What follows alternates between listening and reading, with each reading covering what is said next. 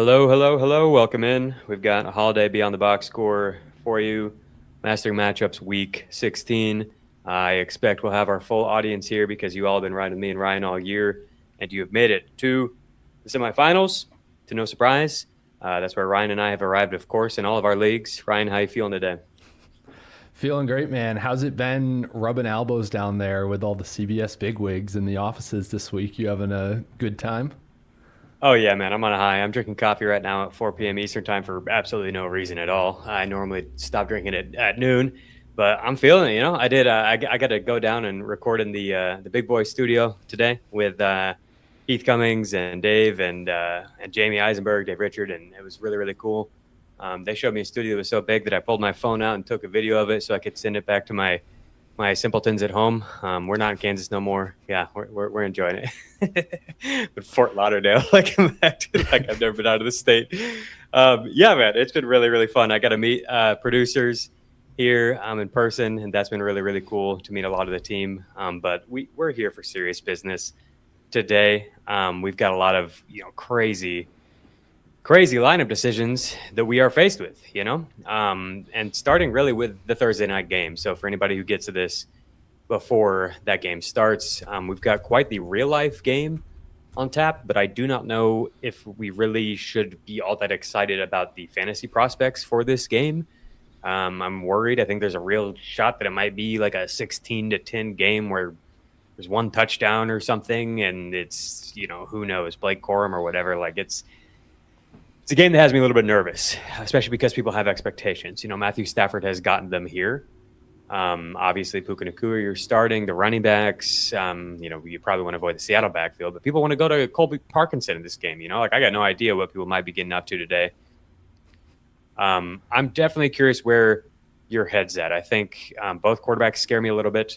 We talked about this the last time that they faced off, and it was kind of what we were worried about. These defenses can get pressure, and they can get pressure fast. The Seahawks have the fastest pressure time in the NFL at 2.35 seconds is the average time at which they get pressure, which is pretty crazy for a defense that doesn't even blitz that much. That's already something that will concern me with Stafford, but especially with Devontae Adams out, I'm nervous. So Devontae has been his top target when pressured. 24% of his targets have gone to Devontae Adams. So in the past, it's kind of been, Puka. This year, it's been Devontae, who he's leaned on, who the offense kind of builds these situations where they can get, one-on-one out to Devontae. And I'm curious on a short week how things might develop. So it's 24% of his targets go to Devontae when pressured versus quick pressure that rises to almost 30%. Last time we saw Stafford face Seattle, we went 15 for 28 for 130 yards. It was QB 16 on the week. That's exactly where I have him ranked this week. Let me get my rankings. I'll show y'all where I've landed on at QB. I'm curious if you have any thoughts on this matchup.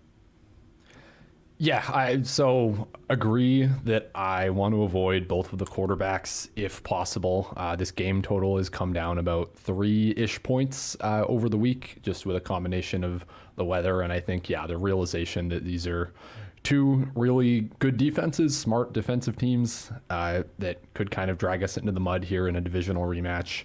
I'll make the case for Colby Parkinson. That's probably the one I feel the most confident about, or feel the most some type of way about.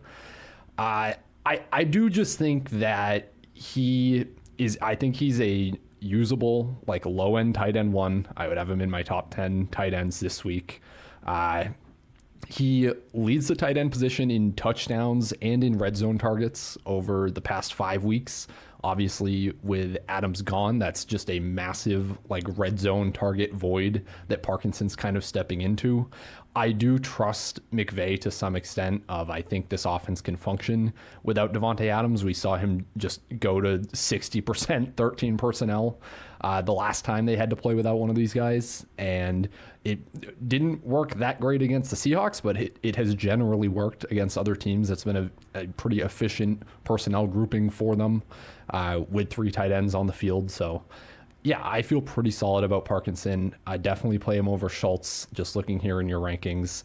I would even play him over a Gadsden and a Dallas Goedert. Parkinson would be my tight end 8.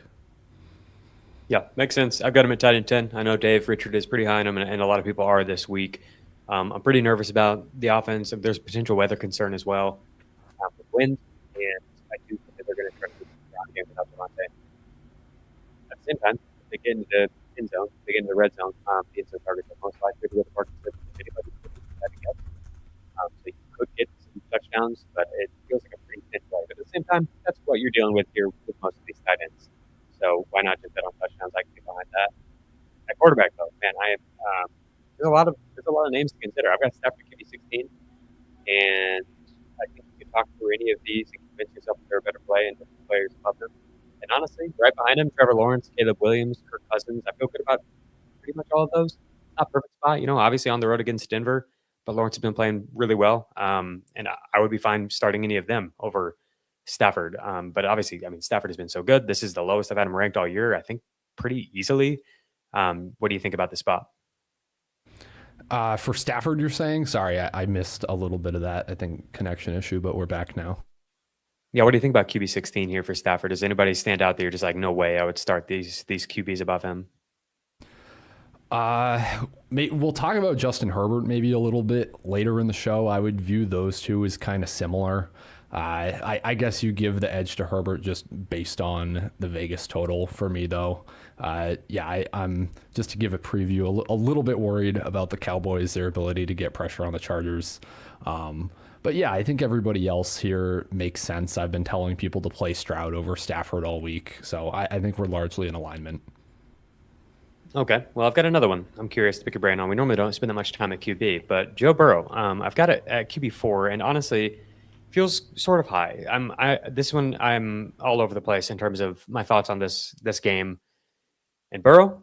So the weather is much better here for Burrow. Jamie Eisenberg pointed that out today as we were talking, and I think that makes sense that like this is a great spot for him to maybe get right. It's not a scary defense necessarily. And I think they probably want to build some momentum with him. But at the same time, the Bengals were really run heavy in the last game. I thought that was interesting for a game where they got shut out.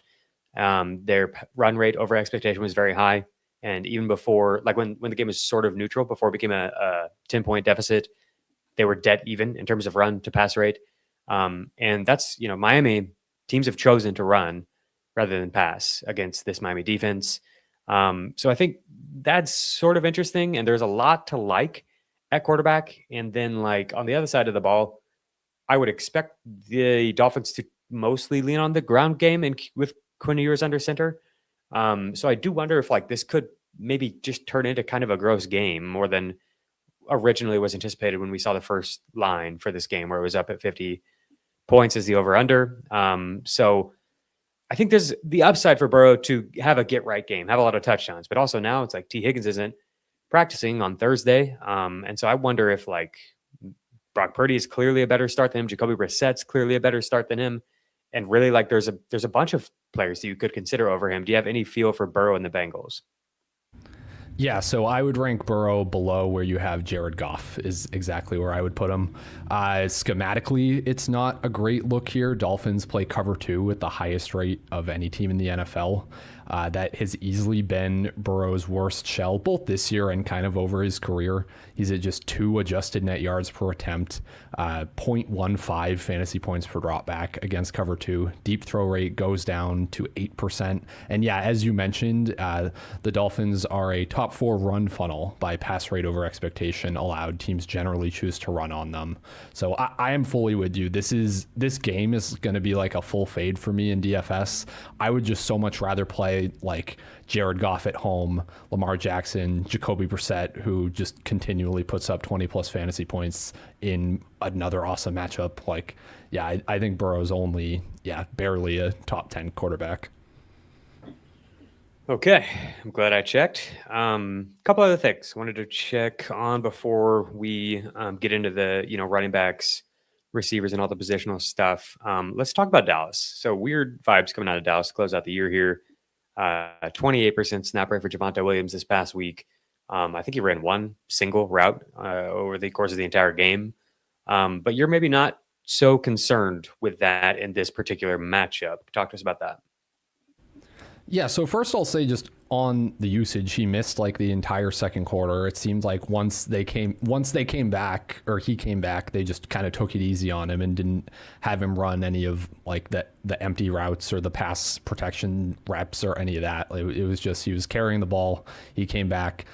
I would imagine that the route participation goes closer to normal this week. But I also think it's kind of a moot point just because the Chargers are not really allowing a lot of fantasy points to running backs through the air, second fewest over the past 5 weeks, but the ninth most on the ground. So with the Cowboys 2.5 point favorites here, I kind of like the idea of Javonte just kind of getting out in front, or the Cowboys getting out in front, Javonte taking advantage of it. He's at just over 19 DraftKings fantasy points per game across the Cowboys' 6 wins. He has kind of turned into a more game script sensitive player. I think that kind of goes in his favor this week.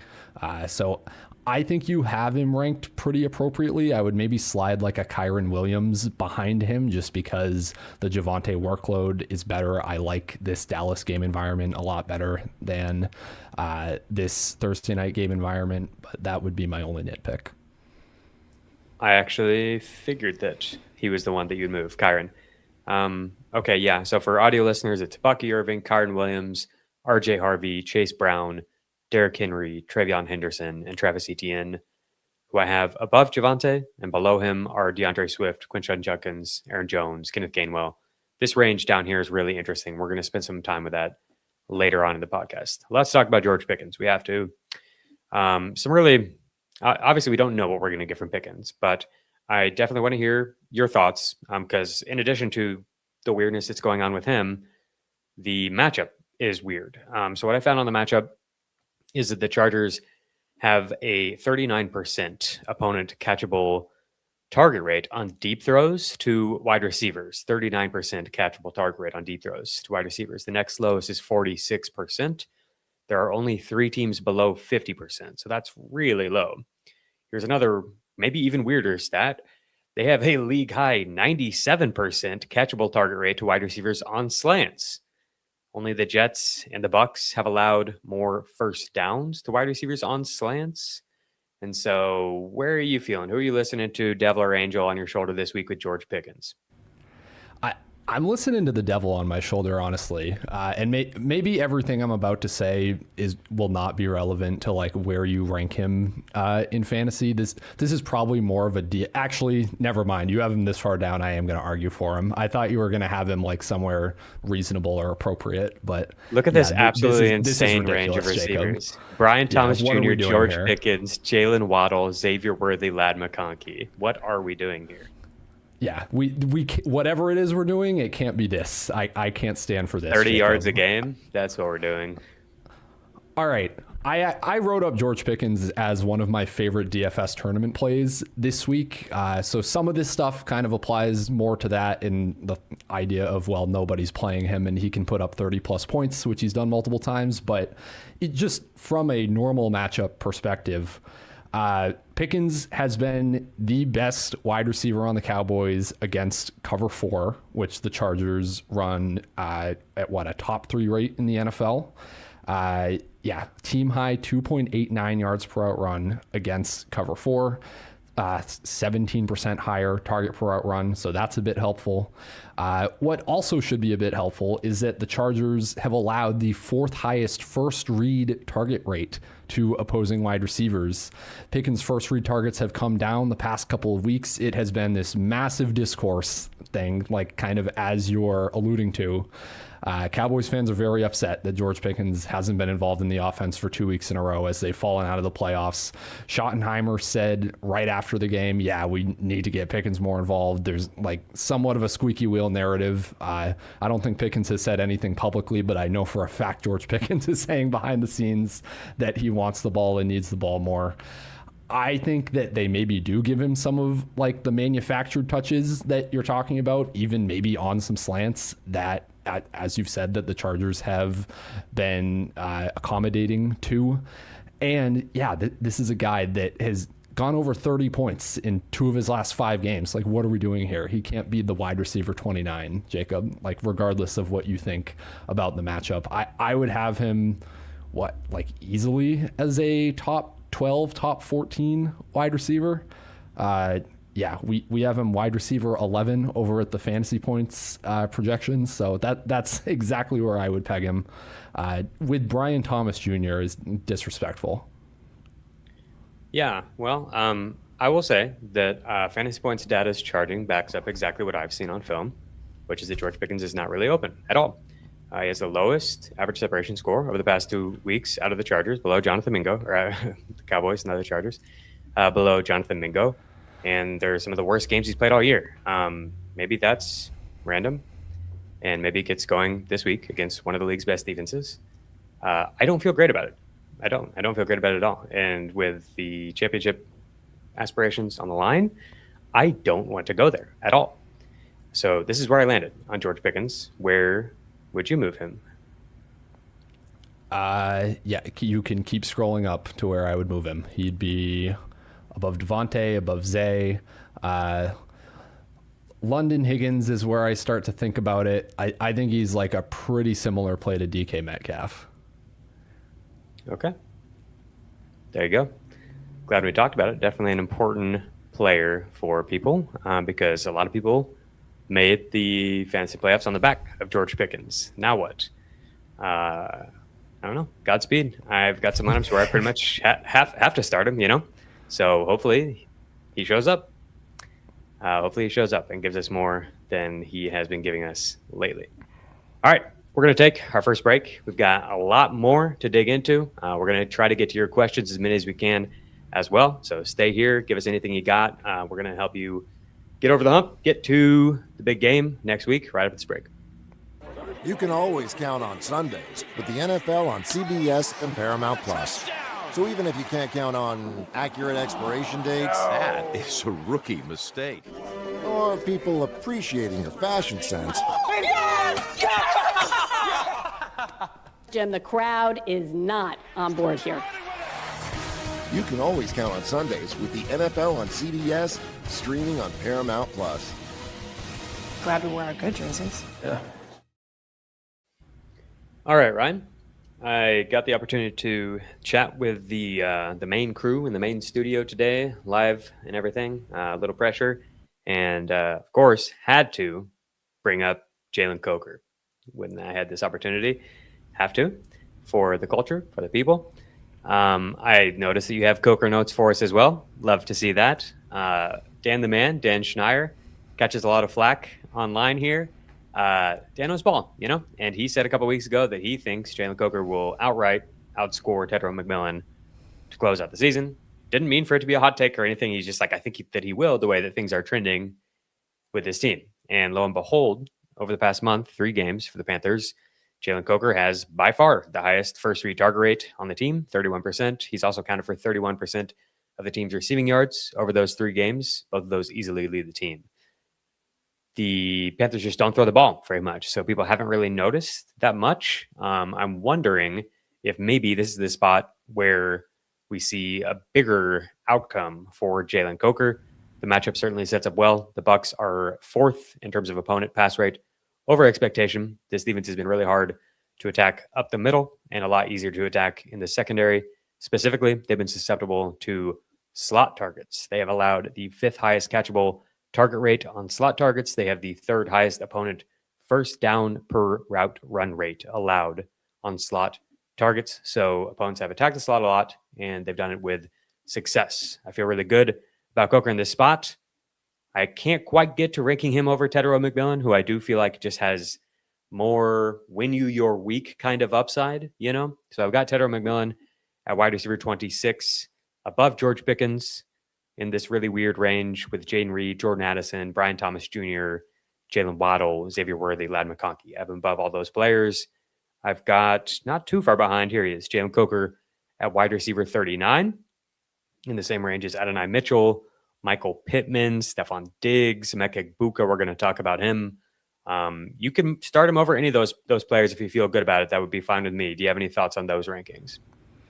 Yeah, I love it. Adonai Mitchell is who I've kind of been comparing him to as well. I think the floor is a bit higher than with AD Mitchell, but floor and median probably better with Coker than for Mitchell. Ceiling probably better for Mitchell just because of the average depth of target. But yeah, the only other two notes I have to add to what you just said is Buccaneers are allowing the fourth most receiving yards per game within 10 yards of the line of scrimmage, and the fewest on the deep ball. So that is also going to benefit Coker. He has the shallowest ADOT of any of the Panthers' primary receivers.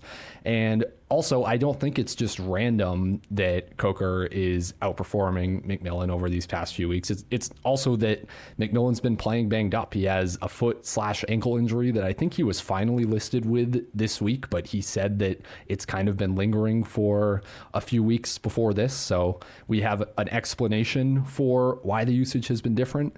We have Coker averaging just over 17 fantasy points per game over these past 2 weeks. Yeah, I really like it. I think he's a legit flex play. I would even play him over like a Michael Pittman, a Hollywood Brown. I think you could get him over at least a couple of these guys. Over a Brock Bowers, because that's what we're getting in the chat. Oh, I would not go. I would not go over Bowers. I can't go that far. People are really curious about the tight end position today. We got Loveland looks to be in a great situation, but so does Parkinson. Who to pick? We definitely are going to get into that. It's just such an interesting week to try to navigate. So we got no Luther Burden, no Roma Dunze. We're going to get into the Bears for sure. I've got DJ Moore higher than I've had him all year. I have not felt great about DJ Moore this year. I'm curious what your read is on the Bears, if you've got one. Yeah, not a huge read on them aside from, DJ Moore and Colson Loveland are kind of the only ones left here. So yeah, you gotta rank them here pretty much. Like Moore has at least hit a few spike weeks this year. I don't have much to add on the Bears. They're off the main slate, so not a ton of time goes into that for me. Okay. For the listeners, for the audio people, I've got DK Metcalf at wide receiver 12. And then Cortland Sutton is directly behind him. And then we've got the injured receivers, T. Higgins and Drake London, if they play.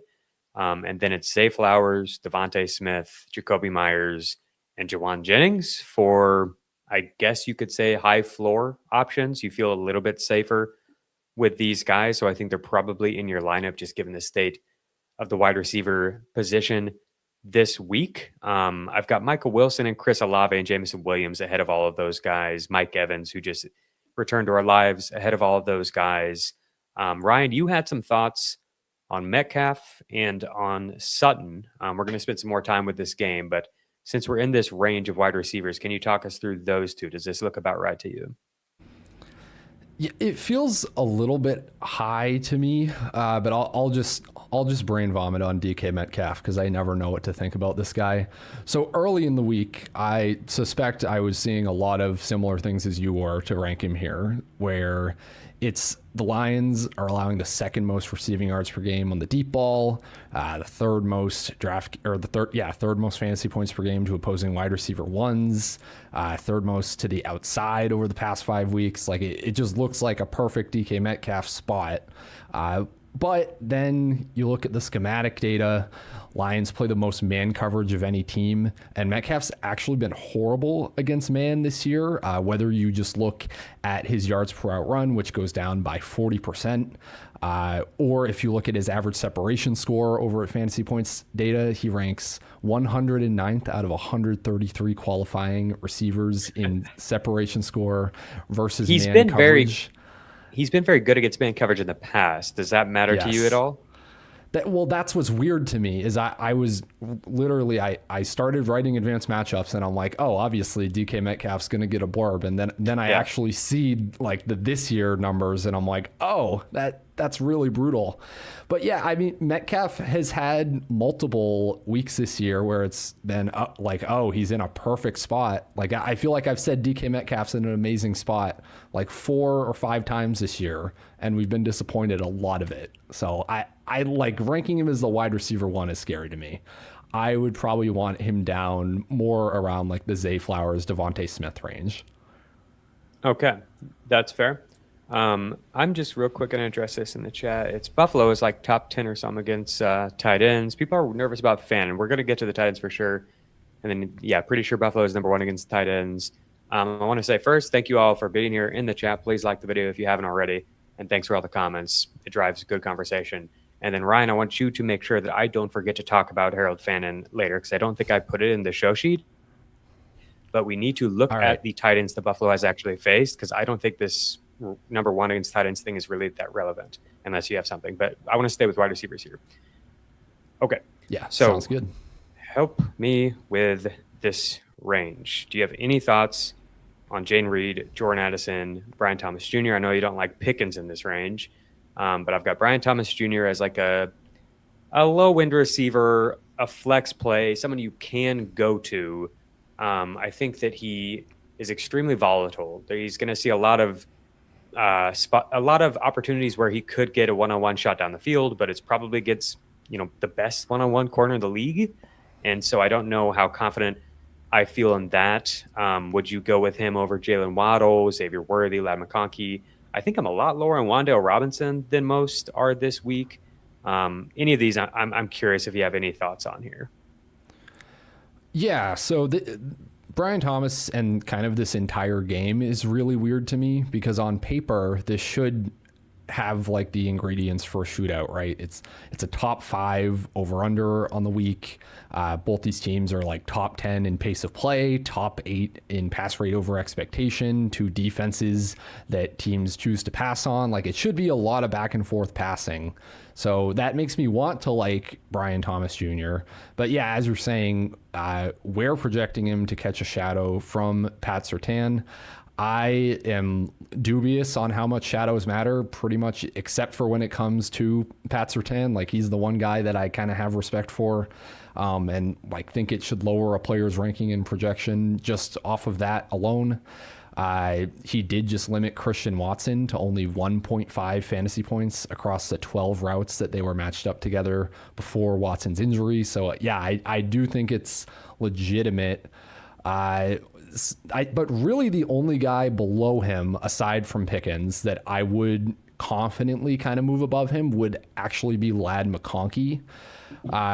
So I just have like so many conflicting thoughts on the Chargers this week, but basically it should be like the ultimate like pass heavy matchup against the Cowboys. They're number 1 in fantasy points allowed in like every category for passing games, right? But the Chargers just haven't been throwing since the bye, kind of understandably so. They've lost Joe Alt. Herbert has faced the third highest pressure rate, third highest quick pressure rate since the bye. Obviously has a broken hand. Like, I get why they're running more, not being as aggressive. But like the one matchup that is like undeniable to me is Ladd McConkey's, where the Cowboys have allowed the second most schedule adjusted fantasy points to the slot over the past 5 weeks. McConkey has 2 games under his belt where he was at 23 and 15.7 fantasy points back in week 6 and 7 when the Chargers had neither of their starting tackles. So I do think he can succeed kind of despite the state of the offense. He's coming off like these back-to-back bottom 5 matchups against the Chiefs and the Eagles. So everyone's kind of down on him. So I would go with McConkey as, above a Brian Thomas Jr. I would play him over a Jayden Reed or a Jordan Addison even this week too. Okay, good to know. Did you have any thoughts on Addison or Reed if Watson's out? Do you have any thoughts on the Green Bay receivers against the Bears? I mean, we attack the Bears with a slot, right? No matter who's in. Yeah, 100%. It sounds like Watson's playing from everything I have seen this week. If he were to not play, I had some great stats somewhere about Jayden Reed's like spike week potential when Watson doesn't play. He's 15.8 fantasy points per game across 11 games with Watson out or below a 10% route share over the past 3 seasons. Yeah, of course we attack the Bears through the slot, through the deep ball. So if there's no Watson, then I would have Reed even higher than this probably. I'd have him up with Marvin Harrison, Justin Jefferson, most likely. I'm just kind of assuming that Watson's going to play, so I'm a bit lower. And as for Addison, the Vikings are this whole Vikings-Giants game is very tough to me. It's a really awful kind of schematic matchup on both sides. A lot of man coverage from the Giants, even since they fired their defensive coordinator. That has been like a big minus for efficiency to every receiver on the Vikings, whether Addison, Jefferson, Hawkinson, except for Jalen Naylor, who just goes insane off of fair enough off of like 2 big weeks. But yeah, we should talk about it. He's got to be on here. Here he is. All right. Here's what I got on Jalen Naylor. Leads the team in yards per out run against man coverage, 2.17. He is averaging more fantasy points per game than Justin Jefferson over J.J. McCarthy's last 6 starts. It's 9.5 to 9.1, but it is more than Justin Jefferson. That's come entirely in 2 games. But hey, if you're playing, this is maybe more of a DFS thing, but if like 2 out of your last 6 games over like 19 DraftKings points isn't bad for a guy that's on every single waiver wire and could be and is just widely available, right? And you've got people who have Troy Franklin and they started him last week, but now Pat Bryant's back and they're like, what do I just start him anyway? Like, they're thinking about stuff like this. This is a legitimate shot at upside in a really good matchup that could get you could be, matchup swinging points. Whereas I doubt you're getting that from a limited Zacchaeus. You know what I mean? Yeah, 100%. Yeah, I think this is like if you're a big underdog and you're really screwed based on injuries and you need someone to plug in at flex, I would legitimately give Jalen Naylor a look.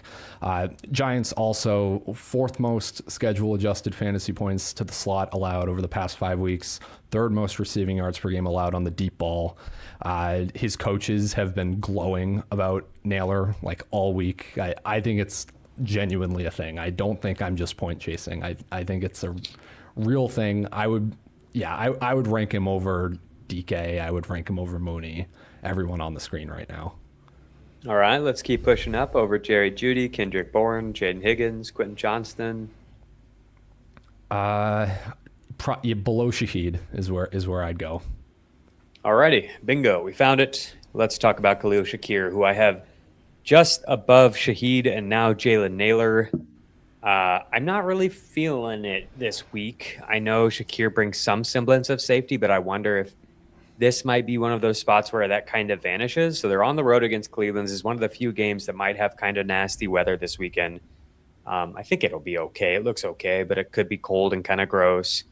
And why would they drop back a lot in this game? I don't know if the Browns are going to pose much of a threat. The teams have not really chosen to drop back much against this team, even on a, any given play, what they're expected to do. It's been teams are choosing to run more than expected. And it makes sense. I would want to preserve my quarterback's health. And anytime you drop back, you're putting that at risk against Myles Garrett chasing the sack record here. The other thing is the Browns are kind of like the inverse of the Jalen Coker matchup, where they're really not only do teams run against them a lot, not pass them much, but they've been really, really tough against the slot. They've allowed the lowest catchable target rate on slot targets in the NFL. So I just don't feel good about Shakir, which sucks because I do have him in a few spots. But I think you could probably find more upside, and he also might kind of lose that floor that you've been counting on. I've got Darius Slayton ahead of him, Adonai Mitchell, Coker we've talked about. Do you have any thoughts on this spot for Shakir? Yeah, I agree completely. I had a coverage note on him, 22% less efficient against man coverage, which the Browns mostly run as well. I'm fully with you. I think this is just James Cook is going to score 1 million fantasy points this week, and would you start nothing else we need to care about on the Bills. Jalen Naylor over him.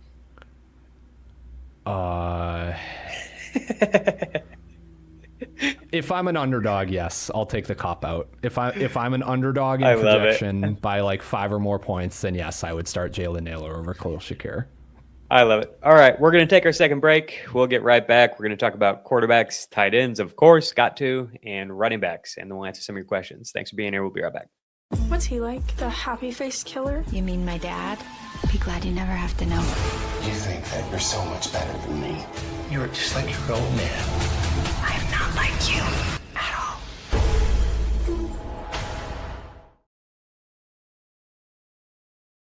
all. Alrighty, tight ends. Here we go. I've got Harold Fannin at tight end 4. I've seen him as low as like tight end 12 this week. And to be fair, there's a lot of names to consider at tight end for sure. Colson Levin probably gets a bump with the injuries to the receivers. I feel all right about Ronda Gadsden and his usage being a little bit better lately in a potential shootout against the Cowboys. Dallas Goedert, good matchup here. Colby Parkinson, I get why people are into that. Darren Waller even maybe is a thing. Here's where we find Tyler Warren and Jake Ferguson. They've been good this year all the way down here at tight end 13 and 14. So there's a lot of names you could push ahead of Fannin if you just, look at the matchup in terms of the Bills stifling tight ends this year. But I just can't, man. He's the only thing that's really working for the Browns at the moment. The run game is it's been struggling in terms of efficiency and even overall production.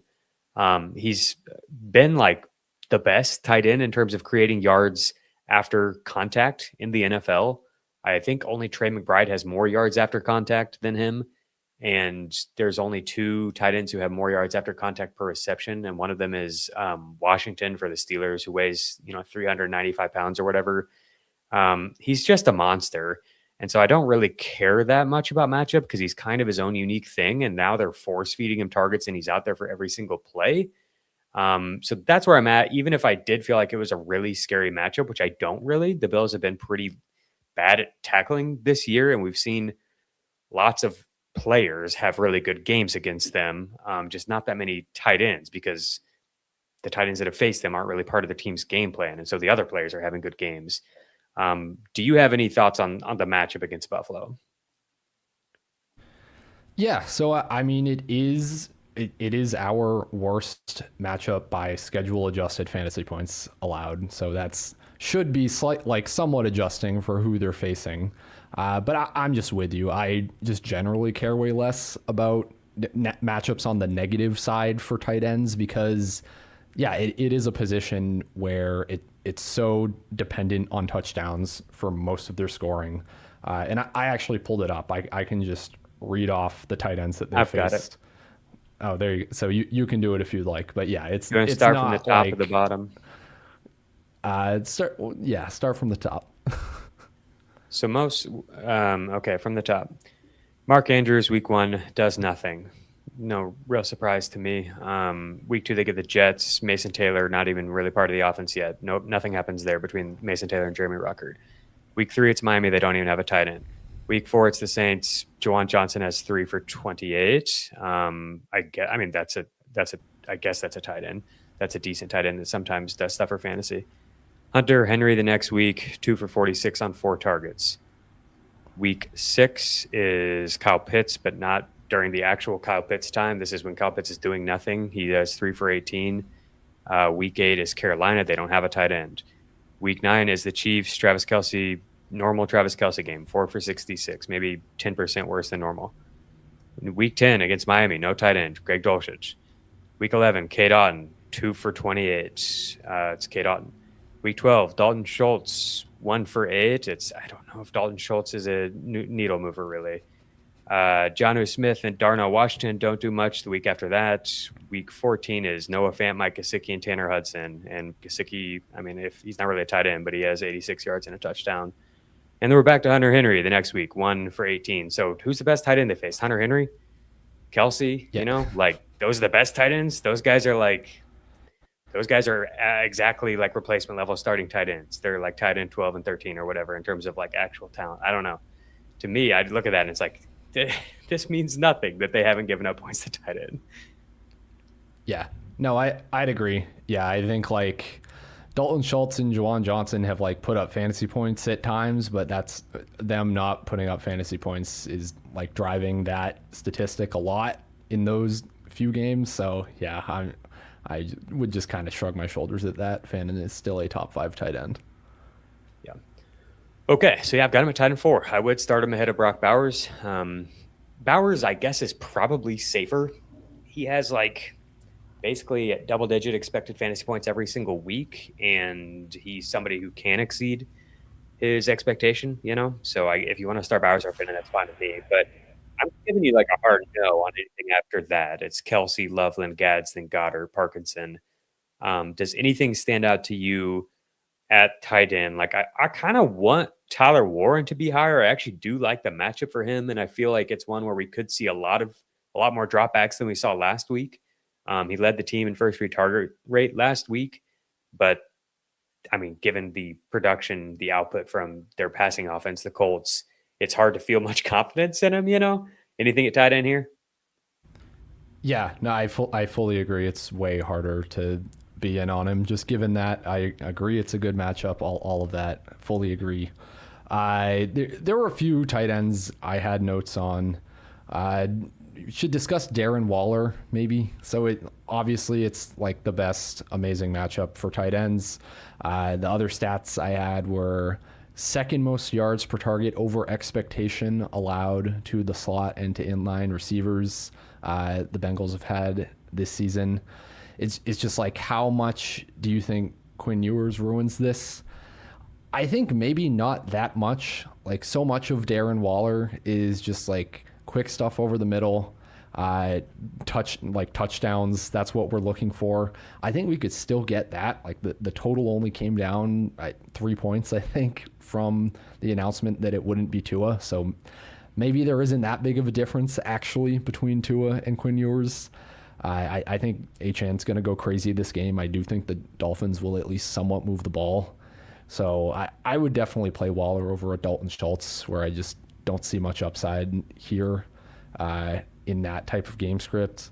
I guess the only other tight ends I had notes on were like more tight end 2 types. Let's hear it. Yeah, I think you're correct to be kind of down on Theo Johnson, like relative to recent production. Yeah. Yep. Too high. Vikings play too high looks at the highest rate in the league. Johnson, 46% less efficient against those. Jackson Dart also has a lot of issues against the blitz, at least from like a fantasy production perspective. Someone else can tell you how his processing is, but yeah, like Dart's fantasy points per drop back, deep throw rate, all of that goes way down whenever he's blitzed. So pretty down on the Giants in general. Brenton Strange may be worth talking about, though. I think you could argue to push him up a few spots here. So the Broncos have gotten killed by tight ends the last few weeks. The most schedule adjusted fantasy points allowed over the past 5. It should be an amazing game environment, like I was kind of talking about earlier when we were talking about Brian Thomas Jr. Nobody is into Brenton Strange, which I get because the target share, the utilization has come way down the past couple of games with Thomas back, but also in his 5 healthy games before that with Brian Thomas, he was leading the team in receiving yards per game.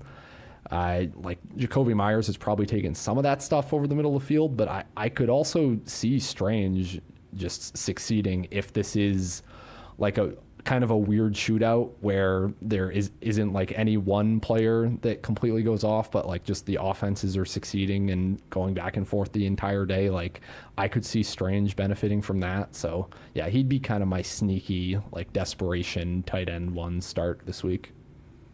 Okay. Yeah, we had some in the chat saying they were starting Strange over Fenn, and that seemed kind of crazy to me. I landed a little bit, to be clear. Yeah. I landed a little bit lower than I normally am on Strange, just because his usage hasn't been quite where I hoped it might be. If comparing him to the rest of the tight ends in this range, I feel like his usage is maybe the worst. And then also his team was implied for fewer points than basically all of these teams. And Denver is one of the defenses that's really locked in right now, and at this point in the year, and is a really good tackling team. So I just didn't feel super great about it, but I could see it, and I do feel like this game could yield more points than expected. So I'm fine moving him up into this range with Jake Ferguson and Tyler Warren. All right, I don't have anything else at tight end. I don't think we really need to get into this lower range. Let's go ahead and move to running backs. We got a Fannin or Judkins question from the chat. I saw you had some notes on Judkins in this matchup against Buffalo. I've got him at running back 18, behind DeAndre Swift, ahead of Aaron Jones and Kenneth Gainwell, Marion Hampton. Any Judkins thoughts? Yeah, so we're pretty much in alignment, but I have seen people pretty high on Judkins this week. There's like a lot of optimism. I get why, like on the surface, the Bills have gotten killed by running backs, biggest run funnel in the league. Every team just wants to run on them. But the way that running backs have succeeded against the Bills this year has been just through amazing efficiency. Like if you just look at the list of running backs that have scored like 15 or more fantasy points against the Bills this year, all of them are averaging like between 5 and 10 yards per carry in that game. It's like insane Travion Henderson games. It's like Devon Achane, Bijan Robinson, like it's all these like hyper efficient running backs that are just busting off these big plays. And that just hasn't been Quinshon Judkins at all, like really at all this year, at least since like the first month of the season. Hasn't hit 4 yards per carry in any game since week 5. Has 0 explosive plays of 15 or more yards, even if you control for like carries where he's given room. So like first contact doesn't come until at least 2 yards past the line of scrimmage. It just hasn't been there for Judkins this year. I haven't like sat down and watched every single carry to give you like a tape fueled opinion of do I think he's a good player or is this just the Browns? I'm guessing probably the latter. It's probably just Browns. Yep. But I can't get in on him as more than like the mid-range RB2 volume. If you look at like Dylan Sampson is like if you just looked at the efficiency numbers without the name attached to it, you would think Dylan Sampson is like the worst running back in the whole NFL. And it's like, hell no. Dylan Sampson is good. I stand by it. Yeah. The Browns offensive line is abysmal. That's just where we're at. It's been really, really rough. Okay, so I'm glad that feels about right because I never really know what to do with him, and I think these running backs after him are very interesting. Is there anybody you would move above him? Sorry if you said that I missed it. I'm trying to get some questions from the chat queued up for later in the show. Aaron Jones, Gainwell, Hampton, even Tracy, even Dowdle. I think there's a lot of upside with these players. I've got Jaylen Warren behind Dowdle, so I've got him below Gainwell.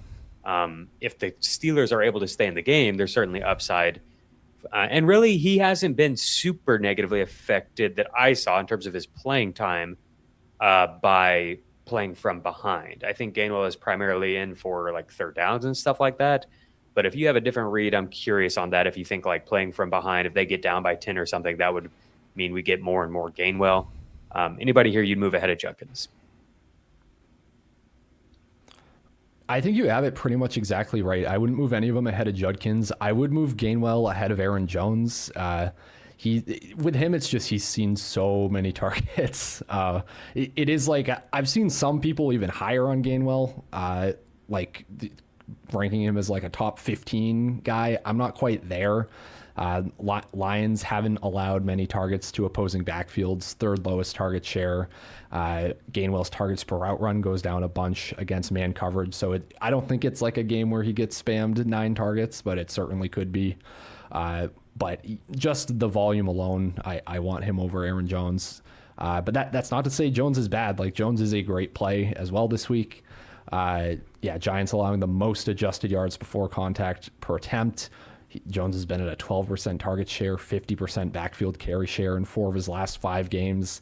It's another great matchup. Jones's workload has been better than Ja'Cory Krosky-Merritt's, and Bill put up over 15 fantasy points on the Giants last week. So, it's hard to get upset about any of these kind of back end RB2s this week, which is weird that I actually like this range, but there's just a lot of good plays here. So, Fannin or Judkins, if you have to make that decision, somebody in the chat has to make that decision, and they're raging about the fact that you didn't actually answer that question. Oh, yeah, I'll go Judkins. Makes sense. I'm fine with that. Okay. Do you have any actual thoughts on Colston Loveland while we're here? We just finished up tight ends. We just kind of brushed over him. My only thought in terms of matchups is that I still get really nervous anytime the Bears face a team that does play a ton of zone coverage. It's obviously good that there's no Micah Parsons. That helps the matchup in the game environment here. But I'm a little bit nervous about Caleb. Are you with me on that? Yeah, I'm pretty much with you. It's the same concerns we have about the Bears offense every single week.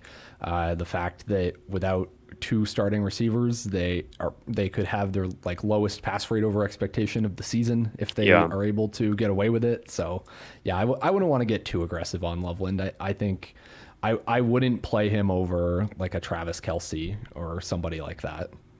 Okay, well, that brings me to my Kamananga ranking, which is once again too high. Relative to consensus, I have him at running back 25, just after the Pittsburgh Steelers running backs, Tyron Tracy, Rico Dowdle, ahead of Ashton Genty, ahead of Breece Hall. Some really good players here. I think Mononga is a pretty good player, and I think the Bears are really going to try to run the ball a lot and could put some points on the board here against Green Bay on Saturday night. Do you have any thoughts on him compared to these two stud running backs, Genty and Hall? The only guy that I would start over him that's on the screen right now is Michael Carter, and that's just based off of expected volume more than anything. Carter has seen at least 4 targets in every start he's made for the Cardinals. He was up over 70% of their carries after Bam Knight went out last week. Like he's like really the only guy whenever they're down to Carter, they just give him most of the touches. It's like the only thing I feel confident in the Cardinals backfield this entire season. So I kind of like Carter as a RB24, RB25, but I know I'm ahead of consensus around the industry there. You'd put him just behind Dowdle and Warren, Tracy. You wouldn't move him above any of them, would you? I'd play him over Warren, but not over Dowdle or Tracy. Yeah. So this is where Ryan would be out on Carter, right behind Dowdle, running back 24. I've got him behind Jalen Warren, Kyle Monangai, Ashton Genty, Tony Pollard, and Breece Hall. If you want to twist my arm, you can put him ahead of, Genty and Tony Pollard and Breece Hall. I don't care about those guys. Kamani Vidal, Isaiah Pacheco, Blake Corum. You can put those guys ahead of them. I don't know if you're sick of getting. I mean, if you're playing Ashton Genty every week, you're not listening to the podcast at this point. You're probably done with fantasy football. You win on Ashton Genty, by the way. The Raiders are implied for like 11.5 points this week. It keeps getting worse. It's very sad. Insane. Yeah. It's so bad. Let's talk about Audric Estime. I feel like this is a sneaky spot where Audric Estime could get you 10, 12, 14 points, something like that. Instead of, plugging in David Montgomery and having 4 points if he doesn't get a touchdown. David Montgomery's, I love the guy, but he's playing like 28% of the snaps or whatever, and really like has to get a touchdown at this point. So I'm fine starting Estime ahead of him. I'm fine starting Estime ahead of these Seattle running backs, of course. This is an interesting range here. How about this one with Ashton Genty? If Woody Marks continues to not practice and doesn't play, if Nick Chubb doesn't play, are we starting Jawar Jordan over Ashton Genty? Jordan. Jawar Jordan. That's actually pretty easy to me. Yeah. Easy, right? Yes, Jordan. me too. Yeah. I think if those two are out, I'm probably putting Jawar Jordan in like this range with Hampton and Gainwell. Dude popped off last week, and he's got some real speed. He's got a little bit of burst and wiggle and stuff. Like, the team is playing pretty well. Texans are implied for like 26 points this week against the Raiders, and I don't think the presence of Nick Chubb and Woody Marks is probably going to swing that much. So I feel pretty good about Jawar Jordan. He was somebody I really prioritized as a pickup if I had anywhere I could stash him and just wait and see, because if he gets an opportunity, he has a lot more upside than the rest of these running backs. All right, Estime. You didn't give me any thoughts on Estime. Do you have any thoughts on this matchup? What I have is the Jets are really bad against the run, of course. They're even worse against zone runs, and the Saints almost exclusively use zone runs. Estime has literally, it's been a zone run every single time he's gotten the ball. Yeah, no, I think that's solid. I would play him over Montgomery. He's, to me, it's just like, what's the upside, really? It's kind of the opposite problem as with David Montgomery. Like, with Montgomery, you're living on the touchdown, and you get it like a decent amount of the time. This is the highest total game of the week, the Lions and Steelers. With Estime, it's like, there is no way this guy's scoring a touchdown.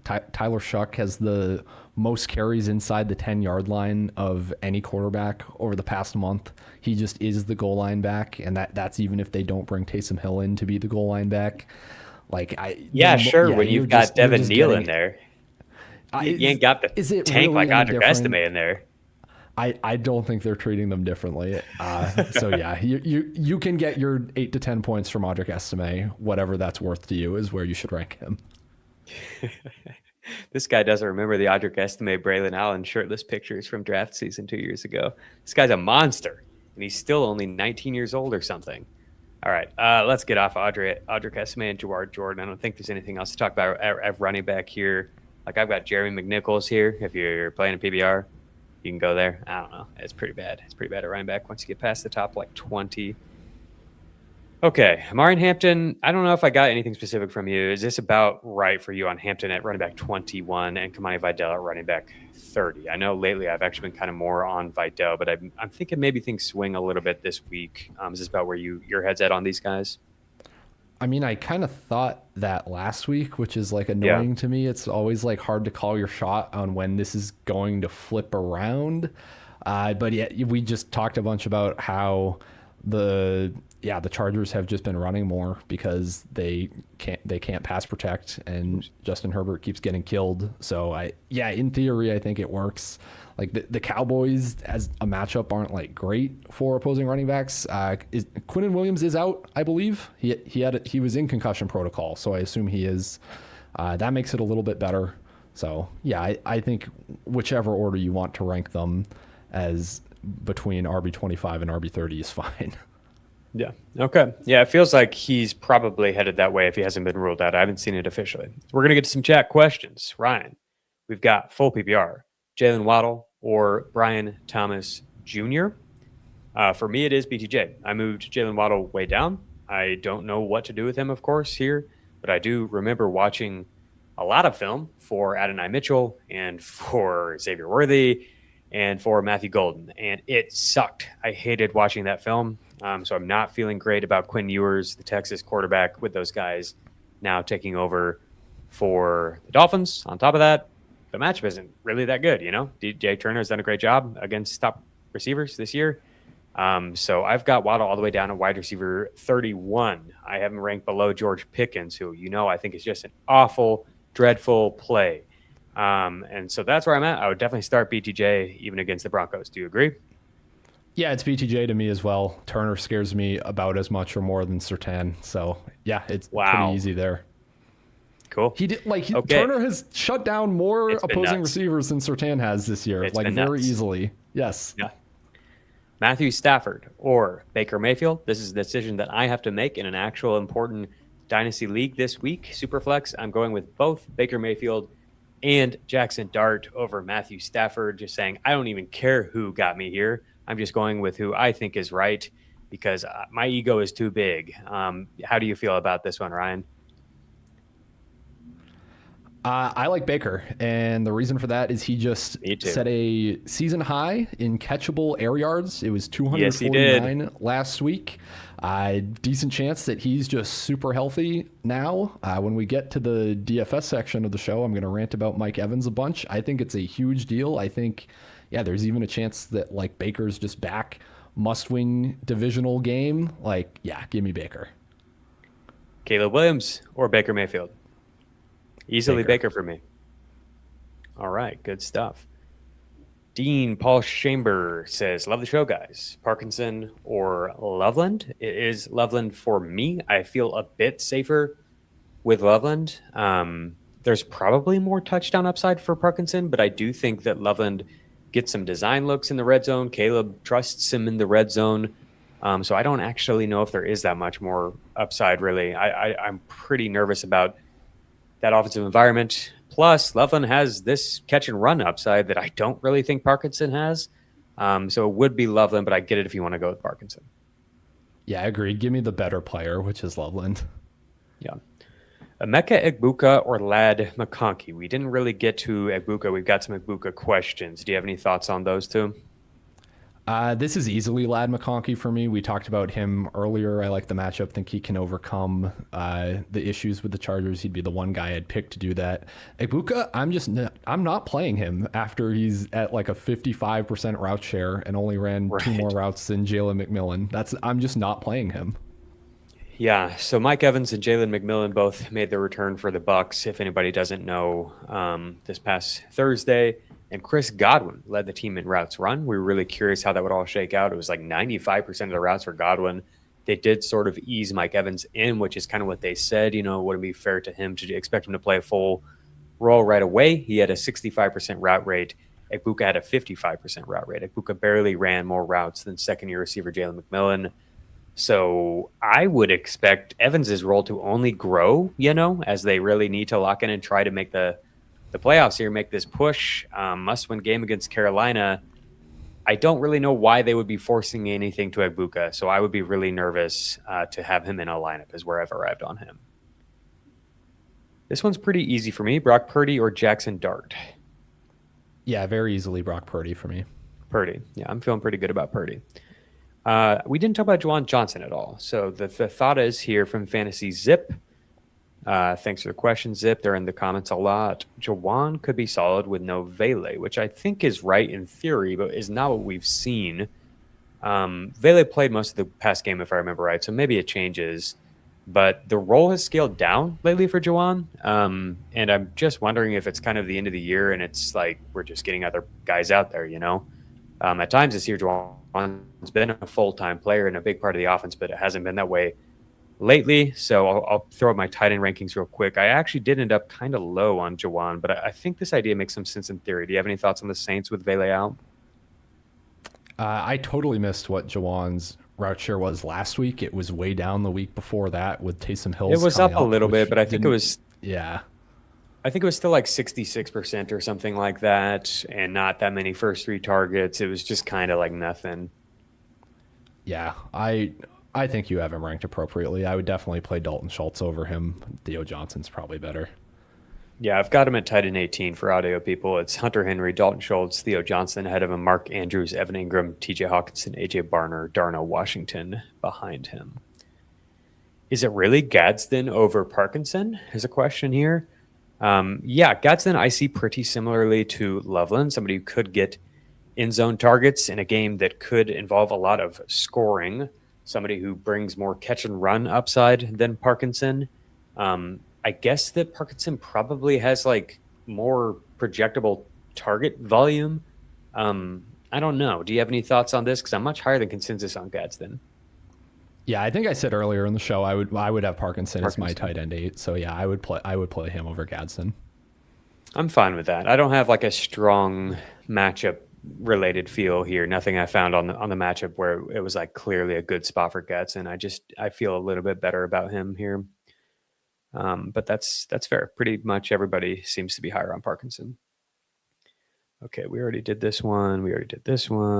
Parkinson or Kelsey. So yeah, Kelsey we haven't talked about either, and there's no way of knowing. We haven't really seen the Chiefs be put in this situation. But I do wonder if, and this is just anecdotal BS that I'm making up, but like I do wonder if Kelsey has shifted his attention from like trying to make it to be like, okay, wow, this is actually it. You know what I mean? It's like finding out your terminal or whatever. It's like, I've got this amount of days left to play football, you know, like make the most of them. We also saw when Minshew and him were in together, like as soon as Minshew came in, Kelsey was like in his ear, and then it was like Kelsey. I think that's what I would do if I were Minshew and I was on my 5th and 6th string tackles and I was facing a defense that was missing their safeties and was already bad over the middle. You know, I think I would just be like, "Where's Kelsey at? Where's Kelsey at?" Especially if Rashee Rice is out. So I'm kind of high on Kelsey. Tight end, where is he? Tight end 6. Would you be fine starting him over somebody like Fannin or Bowers, or just this is about right? Tight end 6 is where you're at. I think tight end 6 is exactly right. I would start him over Parkinson to answer the question. And I'll just give this whole spiel now since we're talking about it. Gardner Minshew and Travis Kelce is my favorite contrarian DFS stack this week. Okay. I don't think either is getting much ownership. We're projecting like single digits for both of them right now. I am fully with you on, I think Kelce's mindset is going to shift. He has some accolades that he could be chasing. He can get to, I think it's 2nd all time in receiving yards for tight ends. There's like a few different like records that he could be trying to chase over these next few weeks. 3 out of 4 aimed attempts from Gardner Minshew last week went to Kelce. It's the Minshew has always hyper-targeted tight ends, 24% target rate to tight ends since 2022. That would be 4th highest among current starters. That's some Brock Bowers last year, but it was also like over 6 targets per game to tight ends when he was playing for the Colts, when that was like Mo Alley Cox and like the Will Mallory and the collection of Colts tight ends that came before Tyler Warren. So he does throw to tight ends. And it's up against the Titans, like the worst secondary over the past 5 weeks, the biggest pass funnel in the NFL. Why would Gardner Minshew not just drop back 40 times and throw to Travis Kelce on close to half of them? Like that is legitimately in the range of outcomes, I think. They're both very cheap in DFS. Every single QB against the Titans this year has hit at least 3.5x value against Gardner Minshew's DraftKings salary, except for Geno Smith in week 6 and Bo Nix in week 1. It's just really good to me. I love Minshew is like a mid-range QB2 type of play, like for actual fantasy. But yeah, Kelce very easily top 6 tight end. And I think the upside's actually pretty good. Like this could just be statement game. I'm getting married and retiring in the offseason. Like go out on top. Yeah, really, the outline you just laid out, I think, sounds really similar to Harold Fannin. The two key differences being that I think Fannin is like a lot better, but the matchup is way better for Kelce. Even if everything I said about the Bills is true, that it doesn't really matter that they haven't given up points. The Titans matchup is about as good as it gets, where the Titans defense is right now, to attack with an over the middle option. So I think if you are like not buying it with Fannin, you could justify Kelce over him. And I think this is interesting for DFS. I would have a hard time putting my hard-earned money on Gardner Minshew for DFS. But if you want to go there, I could see it. He's, I'm sure, cheap. I could see it. Yeah, he's 4,500. He's a great DFS play this week. He's a great play. I need fantasy football help. All right, here we are. Full PPR with 2 flex spots to fill. Which 2 out of Mike Evans, Mike Wilson, Jalen Waddle, or Mike Carter? I think I'm fine with Carter over Waddle. I don't think I can put him ahead of the other 2 Mikes. Yeah, it's the Mikes. If Marvin Harrison's in, then maybe you can argue for Carter over Michael Wilson. But it's probably Mike still Evans be Wilson, and Mike Wilson for me. Yeah. I'm really coming around on Michael Wilson. The more Michael Wilson we get, I'm just like, yeah, let him wash over me. He's the best of all time. Okay, more Waddle questions. We already did this one, right? Am I crazy? Yeah, no, it's the same one. Still BTJ. I don't have any kickers. No kickers here. Producers, please. Okay, pick one. Egbuka, Watson, or Jalen Coker. I haven't ranked Watson because I haven't known that he's going to be in, but it's him, right? If he's in? If Watson's in, it's him, yeah. If he's not, I forget how you had Coker Egbuka ranked, but I want to say Coker. I'm pretty sure I had Egbuka barely ahead of him, but honestly, I'm fine with it if you want to move Coker ahead of Egbuka. I've got here Egbuka wide receiver 35, right behind Romeo Doubs, and that's with the assumption that Watson's in. I'm fine moving both of them behind Jalen Coker if Watson plays, and even behind A.D. Mitchell if you want. I saw somebody asking about A.D. Mitchell or Egbuka earlier. Yeah, I think that's exactly right. So you going Gardner over Shedeur, I'm sure, right? Yes, Gardner over Shedeur for me. How about this? Jalen Warren or Darren Waller, full PPR? It would be Warren for sure for me. Yes, Jalen Warren. DJ Moore or Genty? DJ Moore. Tough times. I think that's right. All right. Yeah, people are definitely curious about what to do with Estime. So are you going Estime over Egbuka? Assuming half PPR, sure. We don't really know. Yeah, I guess in Disgusting. half PPR. That's so disgusting. How are you in the semis? not to make fun of your team. I've advanced some gross teams too, but like, goddamn. That's hilarious. Estime or Godwin? Do you have any thoughts on Godwin? Because he played a lot, but he didn't do much. Full PPR, Estime or Godwin? I would go with Godwin. Yeah, I would as well, but I don't feel that great about it. Like, it's, to me, anything Chris Godwin does this year is just gravy. Like, I kind of expected nothing. He's kind of done nothing other than run a bunch of routes, so, yeah. Jalen Warren or Blake Corum tonight? It'd be Warren for me. Yeah, Warren. Park Center Gadsden, we already talked about. Baker or Stroud? That is an interesting one. I've got them very close. We haven't really talked about the Texans' pass game at all. Would you go Baker or Stroud?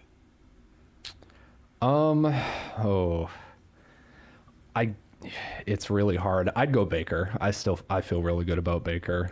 The projections and everything will disagree with me there probably, but that's just I'm in on Baker this week. I really hope you're right. I really need a big Baker game. I've got Bo Nix. I've got Jordan Love at QB10, then Bo Nix, then Jackson Dart, then Herbert, and then CJ Stroud at QB14. I've had Stroud as high as like a 10 or 11 earlier this week. Stroud at 14, Baker at 15, Matt Stafford at 16. So there you go. I would go Stroud. He would go Baker. I'm fine with that. How about Slayton or Estime? Is this the line we found? Estime over the receiver, over Darius Slayton? Yeah, give me Estime. Would it be crazy to start Michael Carter over Pickens in the flex? Yeah, my answer to that is yes. It's obviously crazy, but maybe you should answer that one, Jacob. Well, one of them, I feel like you're pretty secure getting at least one touch. Maybe you might not get one. The other one, you're probably pretty secure with like 10 to 12 touches. You could get like 15 or 18 touches. Yeah, I don't know. Do what you want to do. DK, ETN, Javante, Kyron, pick 3. This is interesting. We don't know format, but let's say half PPR. What do you think about DK or Kyron Javante? I think ETN and Javante are clearly my 2 favorites. I'd probably go DK over Kyron.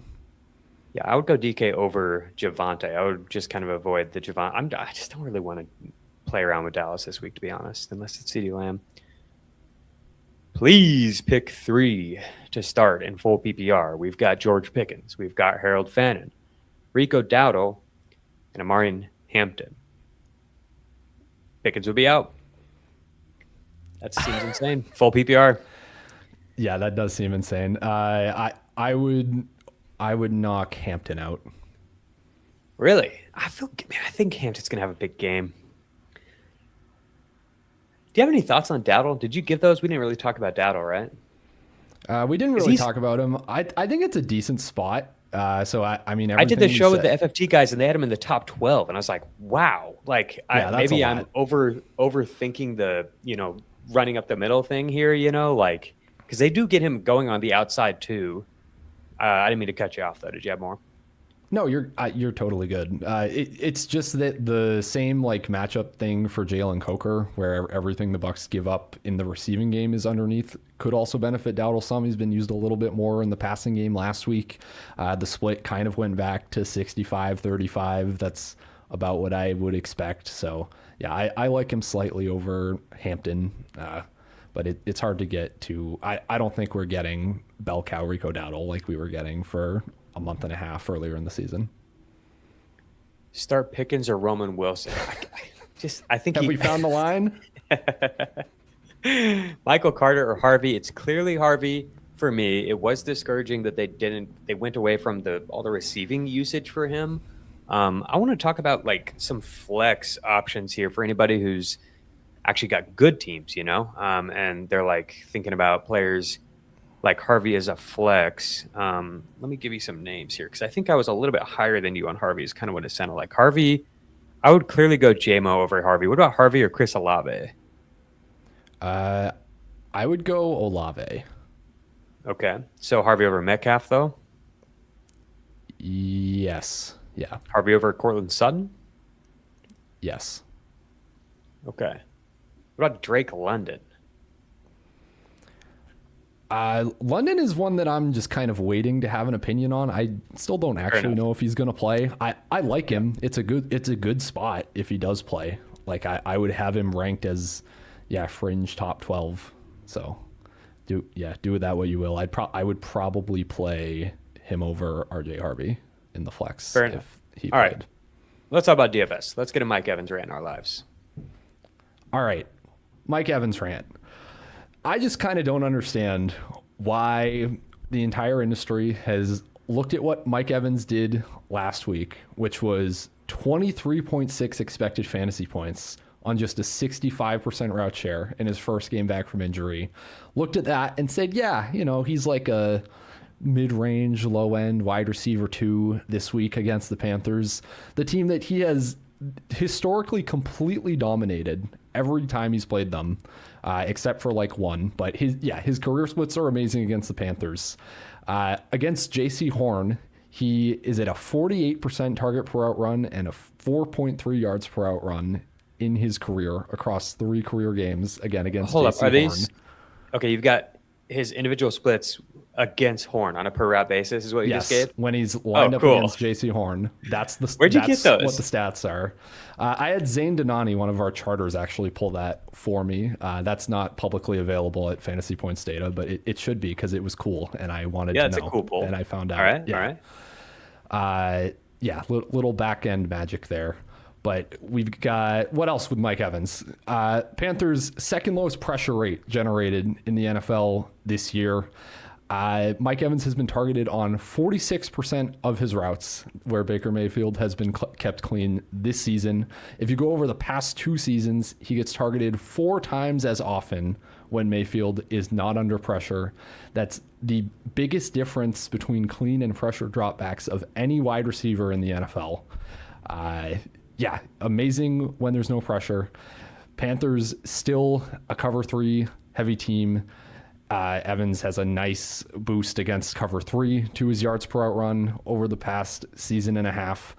I just don't understand why we're not considering him a consensus like fringe wide receiver 1. And he's in DFS. He's not priced like that. He's going to get maybe like 9 to 10% ownership. He's like my favorite play on the slate. Yeah. Oh, yeah.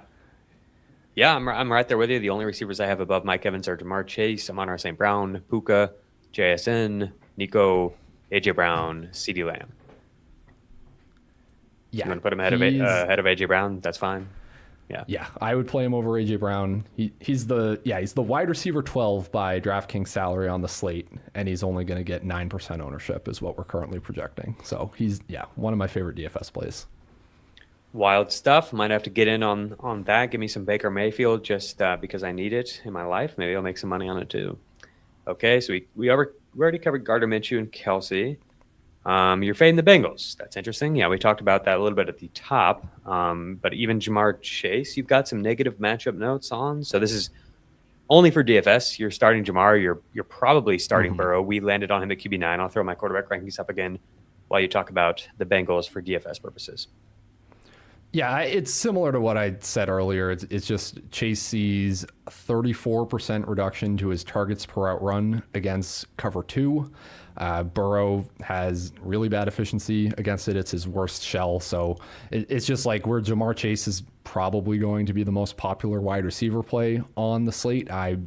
For once, I'm not that scared of fading him, which could come back to bite me. But that is a stance I'm going to have, is I will not have much, if at all, any Jamar Chase. Much prefer Amon-Ra St. Brown, similarly priced. Gets Steelers who've been vulnerable to the slot, top 5 in yards per game allowed, within 10 yards of the line of scrimmage. Perfect matchup for Amon-Ra St. Brown to just play him instead of Chase in DFS. Okay, cool, good stuff. I'm glad I got your opinion on this because there were a lot of things I wasn't quite sure how to feel about this week. And outside of George Pickens, I feel like you've helped me quite a bit. I'm not bending on the Pickens thing. I feel the vibes feel so bad, and he could show up in a big way for sure. But like, I just don't want to go there at all. So that was kind of fun to butt heads with Ryan a little bit. We don't get to do that often. He shies away on the Ashton Genty stuff. But there's no shying away. I just don't think it's a good play. I think there are a lot of receivers who bring a similar type of outlook to Pickens. We know that Pickens can blow up. But I mean, I feel like Xavier Worthy could blow up. I feel like Brian Thomas Jr. could blow up. I feel like Jaden Reed could blow up. Ladd McConkey has that kind of game in him every once in a while, like it feels bad. It feels bad going there. But I mean, that's it. I mean, I'm looking at Justin Jefferson, wide receiver 22 in my rankings. So I get it if I'm probably too low on him. All right, Ryan, thank you for being here, as always. The people were asking what our off-season might look like if we had any collabs planned. I'm sure that Ryan and I, at the very least, will link up a few times throughout the summer to just kind of get on the same page, figure out what we've been thinking about, looking at from this past season and everything. So I'll put you on the spot. You don't have to go here if you don't have anything. If you're just like, man, it's the end of the season, I'm not thinking about the off season yet. I just need to log off and take some time. I get that. But do you have anything in mind that can get the people excited to look forward to this off season? Yeah, I can say in the off season, I do a ton of writing. That's usually my first priority is I want to just write a ton of articles. The first one I always write is just kind of a look back, what we learned from the past fantasy season, looking at like what types of strategies worked in drafts, what types of strategies didn't work, where like each position kind of is at in the NFL meta. I always write like a very big article about that. Also, of course, going over my hits and my misses and what was good and bad process from the season. So that'll be up on fantasypoints.com sometime after the Super Bowl, most likely. But yeah, that's something to look forward to. That'll be free to read, of course. So yeah, that's all I've really got. Keep it locked to fantasypoints.com. I'll have free articles going up throughout the off season. And yeah, would love to link up with you, Jacob, for no doubt any sort of shows or I am always down to collab with you. Hopefully we would love to do this show again as well next year. I think it's been a huge hit. I've been very much enjoying it. So yeah, love that. Hopefully I'll be around. Are you and Jacob doing the Dynasty show this off season? Yeah, we'll have you on Dynasty Points over on the Fantasy Points YouTube channel at some point this offseason. I know you usually take a break for a month or two, but yeah, maybe around draft time when it's prospect season. Yeah, we'll get you on. Okay, cool. Yeah, the chat was asking about that too. They're like, you should turn this into a Dynasty show during the off season. And I was like, I know Ryan loves Dynasty, so he's probably keeping that going with Jake. That's cool. All right, what about the here and now? For anybody who has been missing out on the Everything Report, or your weekly matchups, anything that you can point people towards for one more week here while we got football? I can, yeah. So as always, I'm on X on Twitter at RyanJ_Heath. And tomorrow morning, advanced matchups will be up on fantasypoints.com for premium and all-in subscribers. We are also running our early bird special over there starting this week. You can get the rest of the season, so including playoff DFS coverage all through the Super Bowl and all of next season for the lowest price that we're going to offer for the entire year. Right now, the Fantasy Points Early Bird Special. Go check out our plans over there at Fantasy Points. Go check all that out. You guys know where to find me. I did do a show this morning where I got to go sit down in the big chair. That was cool. So find that on YouTube. I haven't been able to find it, or I would point you to it. But I think that's pretty fun. So go in there and give them some Beyond the Box Score sicko stuff in the comments. Please don't take that too far. I know some of you might try not to embarrass us. We're trying to keep the show running here. Thank you all for being here. For Ryan, for me, we'll see you next week. We'll get some fantasy championships.